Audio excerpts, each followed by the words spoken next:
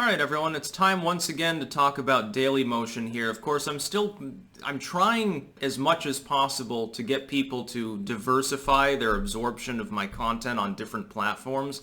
Because again, as the purge continues leading up to the election especially, but it'll be ongoing for a number of years, unfortunately, thereafter, nobody is safe. It doesn't matter if your content conforms to the TOS.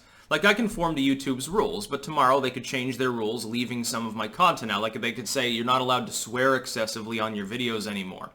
Well, at that point, I'd have to just put all of my videos to private or take them off the site, and you know, I'd have to restore them manually from my backup, the occult videos and stuff like that, which would take 1,000 fucking years. But it would be a problem. It's more about what's going to happen in the future that bothers me as opposed to what's happening now, because it doesn't, again, adpocalypse stuff doesn't affect me.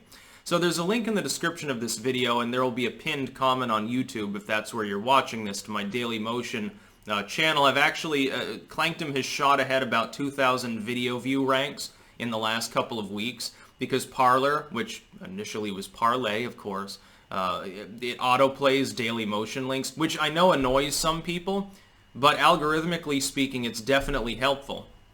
On sites like Dailymotion, see, Dailymotion is still algorithmically more a meritocracy, which is that if you're doing well, the site rewards you, because it assumes that people have free agency, and if people are showing up to look at your shit and subscribing to your content and interacting with it to any degree, it assumes that you're interesting, because people are interested in your work.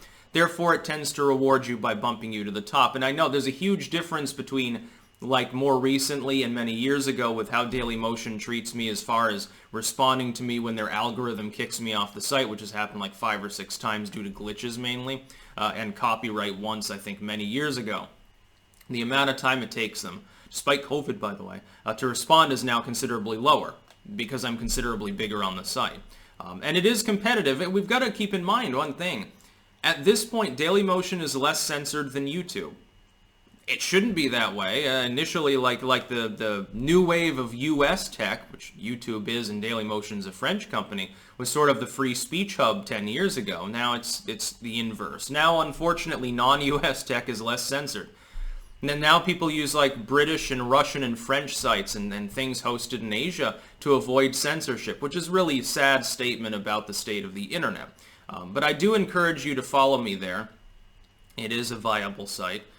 Loads properly and everything. I know that there can be glitches on site, and some people have complained, but look, you're looking for a YouTube alternative. A lot of these people complain, alt tech's not big enough to be competitive. And Dailymotion technically is.